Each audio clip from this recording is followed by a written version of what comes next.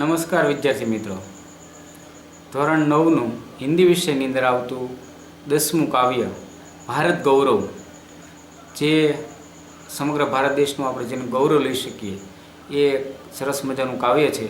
તેના સ્વાધ્યાયના પ્રશ્નોની ચર્ચા આપણે આ વિડીયો દ્વારા કરવા જઈ રહ્યા છીએ. હું ગોડિકે પ્રવીણભાઈ તમારું બધાનું હાર્દિક સ્વાગત કરું છું. જો તમે ચેનલમાં નવા છો તો ચેનલને સબસ્ક્રાઈબ કરો અને આવા જ વિડીયો જોવા માટે જોડાયેલા રહો. વધારે સમય લેતા જોઈએ આપણે ભારત ગૌરવ એ હિન્દી વિષયના કાવ્યના સ્વાધ્યાયના પ્રશ્નો અને તેના જવાબો.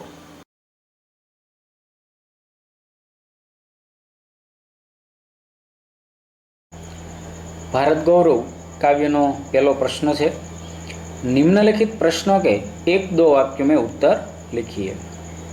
पहला प्रश्न है, भारत को प्रकृति का लीला स्थल क्यों कहा गया है? तो इसका आंसर है, भारत में हिमालय के समान मनोहर पर्वत तथा गंगा जैसी पवित्र नदियां हैं, इसलिए इस देश को प्रकृति का लीला स्थल कहा है. दूसरा प्रश्न है, भारतवर्ष को वृद्ध क्यों कहा गया है? तो इसका आंसर है, भारत संसार का सबसे पुराना देश है, इसलिए उसे वृद्ध कहा है. तीसरा प्रश्न है, विधाता ने नर सृष्टि का विस्तार कहाँ से किया है? इसका उत्तर है, विधाता ने नर सृष्टि का विस्तार भारत से किया है. इसके बाद का प्रश्न है चौथा, आर्य किन किन विषयों के आचार्य थे? तो इसका उत्तर है, आर्य सभी तरह की विद्याओं तथा कला कौशल्यों में आचार्य थे. पांचवा प्रश्न है, आर्यों की संतान आज किस स्थिति में जी रही है? इसका उत्तर है, आर्यों की संतान आज अधोगति में जी रही है. छठा प्रश्न है, आर्यों की क्या विशेषताएं रही है?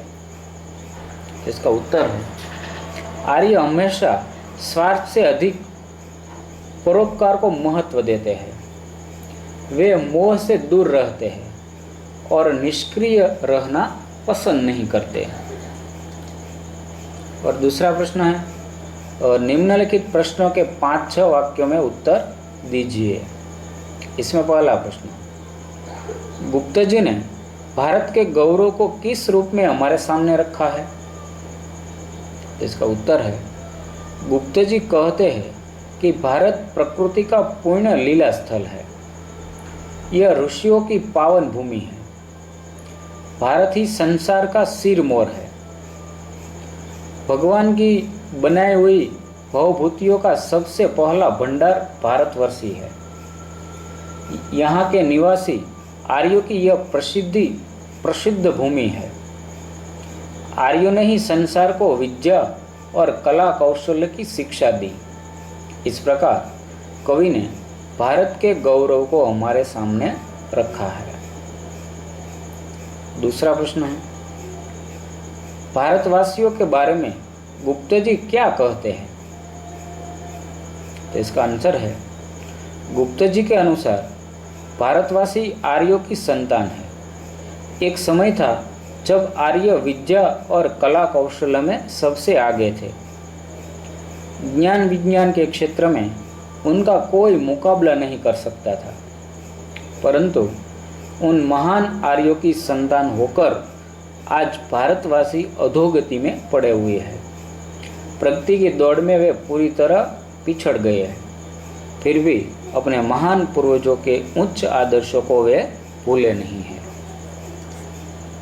इसके बाद तीसरा प्रश्न है, योग्य विकल्प द्वारा रिक्त स्थानों की पूर्ति कीजिए. पहला प्रश्न है, भारत को खाली जगह कहा गया है. इसमें क, ख और ग, इसमें से क यानी कि ऋषि मुनि, तो भारत को ऋषि भूमि कहा गया है. दूसरा प्रश्न है, वृद्ध भारतवर्षी संसार का सिरमौर है. तो इसमें ग सिरमौर जवाब आएगा. तीसरा प्रश्न है, विधि ने नर सृष्टि का विस्तार यहीं से किया है. चौथा प्रश्न है, भारत के निवासी आर्य है, और 5वां प्रश्न, आर्यों की संतानों की आज अधोगति हो गई है। 6ठा प्रश्न है, शब्दों के विरुद्धार्थी शब्द लिखिए। इसमें पहला प्रश्न अधोगति, तो इसका उत्तर है ऊर्ध्वगति।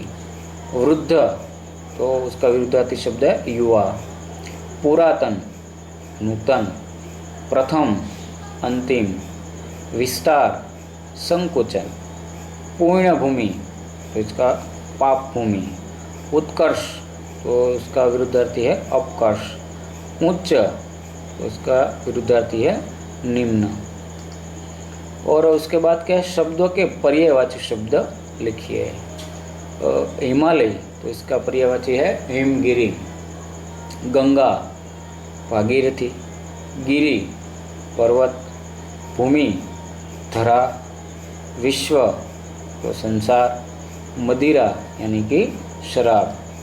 तो इस तरह छात्रों हमने इस वीडियो के मार्फत भारत गौरव के बारे में, वर्तमान अतीत के बारे में सुना और इस स्वाध्याय के प्रश्नों आपको खूब उपयोगी साबित होंगे। पूरा वीडियो देखने के लिए इस चैनल से जुड़े रहिए और आप सभी का दिल से आभार।